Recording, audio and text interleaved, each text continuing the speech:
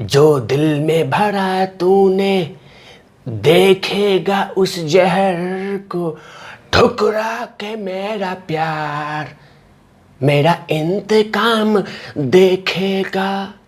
ठुकरा के मेरा पद अब मेरा इंतकाम देखेगा। ठुकरा के प्यार नहीं, पद मेरा अब इंतकाम देखेगा। मुझे गाना गाना नहीं आता, लेकिन मैंने थोड़ा सा कोशिश किया, और कोशिश करने वालों की कभी हार नहीं होते। तो बात करता हूं कि ठुकरा के मेरा पद अब इंतकाम लूंगा। महाराष्ट्र के डीजीपी, जिसको डेपुटेशन के लिए बाकायदा महाराष्ट्र सरकार रेकमेंड कर दिया था और बोल दिया था कि अगर आप जाना चाहते हैं तो जा सकते हैं, मुझे कोई दिक्कत नहीं है, क्योंकि महाराष्ट्र के डीजीपी जो थे सुबोध कुमार जायसवाल, जो कि फिलहाल अभी सीबीआई के डायरेक्टर हो गए हैं, उन्होंने महाराष्ट्र सरकार से कहा था कि मुझे यहाँ से भेज दिया जाए, क्योंकि जब मेरा काम ही यहाँ पे नहीं है तो रहने से क्या फ़ायदा। तो कहीं ना कहीं महाराष्ट्र सरकार को लगा हमारी सुनता नहीं है, तो क्यों नहीं इसको भेज दिया जाए। जो सुनते हैं वो यहाँ रहेंगे, जो नहीं सुनते हैं वो बाहर जाएंगे। और जैसे ही सुबोध कुमार जायसवाल ने डेपुटेशन के लिए एप्लीकेशन दिया, उसके बाद उनको बाकायदा साइन कर दिया गया महाराष्ट्र सरकार ने। लेकिन उनको सब कुछ पता है कि महाराष्ट्र में क्या चल रहा है, कौन क्या कर रहा है, सरकारें कैसे बनी,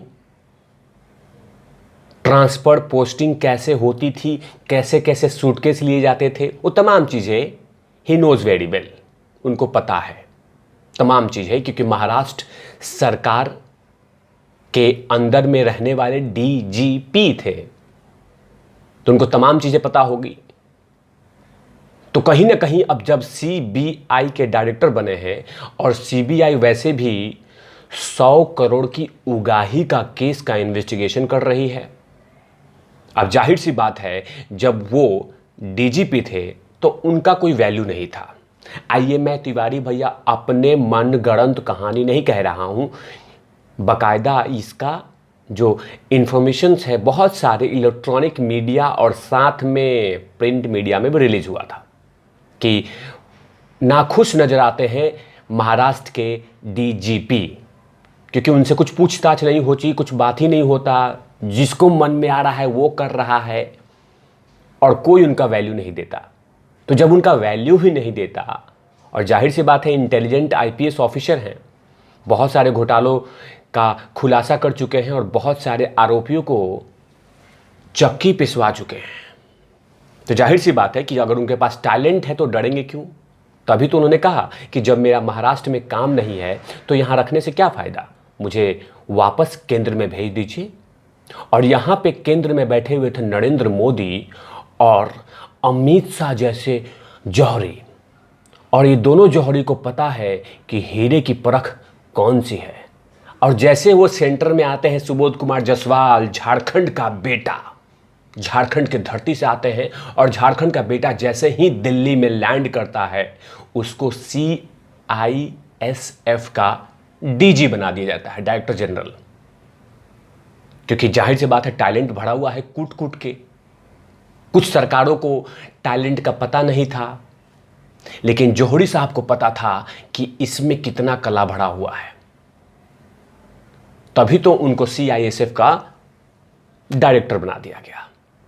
और धीरे धीरे काम टैलेंट देख के सरकार ने इनको सीबीआई के लिए भी रेकमेंड कर दिया। 3 लोग रेस में थे, उसमें से एक आदमी यानी सुबोध कुमार जायसवाल महाराष्ट्र कैडर से आईपीएस हैं, 1985 के बैच के आईपीएस ऑफिसर हैं, और उनको सरकार ने रेकमेंड कर दिया। लेकिन अब वो कहीं ना कहीं वो तमाम चीज़ों को करीब से देखा होगा जो महाराष्ट्र में चल रहा है, और उसमें सबसे बड़ा 2 पॉइंट है। एक पॉइंट 100 करोड़ का उगाही वाला जो फैक्ट्री है उसका डायरेक्टर कौन है, और उसमें कौन कौन से मंत्री इन्वॉल्व हैं, ये तमाम चीज़ें कहीं ना कहीं डीजीपी साहब को पता होगा, यानी कि सीबीआई डायरेक्टर को। उसके बाद दूसरा जो केस है पोस्टिंग वाला, जो कि अगर आपको वहाँ जाना है तो 50 करोड़ दीजिए। अच्छा, वहाँ जाना है 10 करोड़ जाइए। अच्छा, उस थाने में आपको एसएचओ बनना है तो चलिए 10 करोड़ लेके आइए। 3 करोड़, 2 करोड़, 8 करोड़, 3 करोड़, ऐसे उगाही होता था। ये भी कहानी तिवारी भैया अपने मन से नहीं कह रहे हैं। एक आईपीएस ऑफिसर रश्मि शुक्ला जी ने ये तमाम चीज़ों को खुलासा किया था, लेकिन जैसे उन्होंने खुलासा किया उनके ऊपर भी तलवार लटका दी गई। जैसे आजकल आईपीएस परमवीर सिंह पे तलवारें नहीं, बहुत सारी चीज़ें लटक रही है। कभी उनको गिरफ्तार करने के लिए एक्साइटेड है सरकार, अब सीआईडी उनके पीछे लगा दिया गया है ताकि ये गिरफ्तार करा लिया जाए। तो ये तमाम चीजें, तो 2 चीजें कहीं ना कहीं सुबोध साहब को पता है।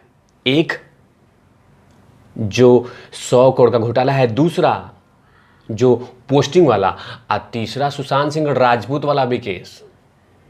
लेकिन सुबोध सर को सुशांत सिंह राजपूत के बारे में कहीं ना कहीं कुछ तो जानकारी होगी। तो ये तमाम तीनों केसों के बारे में बहुत सारी डिटेल डीजीपी साहब को पता होगा, जो फिलहाल सीबीआई के डायरेक्टर हैं। अब कहीं ना कहीं महाराष्ट्र सरकार के लिए चिंता का सबब बन गया है कि जिस आदमी को हमने tata bye bye yes yes yes yes yes कर रहे थे कि चला गया, लेकिन वो वापस बड़ी ताकत के साथ आया था, क्योंकि गया था कमजोर बन के सिर्फ डीजीपी, लेकिन आया है लौट के बड़े पोजीशन पे। अब सरकार की कहीं ना कहीं नींद हराम हो चुकी है, नींद आ नहीं रही है, क्योंकि डीजीपी सीआईडी बन गया। अब सीआईडी, सॉरी माफ कीजिएगा, डीजीपी सीबीआई डायरेक्टर बन गया, तो कहीं ना कहीं बहुत सारे केसों का खुलासा अब होने वाला है। सरकार कैसे बनी, कैसे उगाही होती थी, कौन कौन उगाही में था, कौन करप्टेड था, कौन करप्शन करता था, कौन कौन आईपीएस ऑफिसर क्या क्या करते थे, किसके किसके घर में जी हजूरी करते थे, ये तमाम जानकारी डीजीपी साहब को था। अब डीजीपी साहब कहीं ना कहीं, जो कि अब सीबीआई डायरेक्टर बन गए हैं, कहीं ना कहीं वो तमाम चीज़ें का खुलासा करवाएंगे। और सबसे बड़ा खुलासा तो अनिल देशमुख जी पे होने वाला है, क्योंकि बाकायदा इन्होंने तो लिस्ट बना के दिया था कि सचिन वाजे 3 करोड़, 2 करोड़, 3 करोड़, 2 करोड़, 2 करोड़, इतना हो जाएगा 50 लाख, यहाँ से निकाल लेना तो पूरे हो जाएंगे 100 करोड़ रुपया। बाकायदा उन्होंने ट्यूशन दिया था खान सर की तरह। तो इसका भी खुलासा होने वाला है। तो सरकारें अगर सोच रही है कि सुबोध कुमार जायसवाल वहां जाके पपिट बनेंगे, तो सरकार की, महाराष्ट्र सरकार की भूल है, क्योंकि कहीं ना कहीं वो तमाम चीज़ों की जानकारी का खुलासा अपने जूनियर स्टाफों के साथ और चर्चा जरूर करेंगे कि वहाँ पे कहाँ पे क्या रखा हुआ है और कौन सा फाइल उठाने से सरकार को दर्द हो सकता है। तो देखते हैं कि सुबोध कुमार जायसवाल साहब वो कौन कौन से फाइलें खुलवाते हैं और कौन कौन से फाइलें मंगाते हैं जिनके पास उनको जानकारी होगी। तो ऐसे तमाम खबरों के लिए आप देखते रहिए तिवारी भैया। मैं हूं वेद प्रकाश, कैमरामैन ध्रुव लाठी के साथ। Over now लवीस।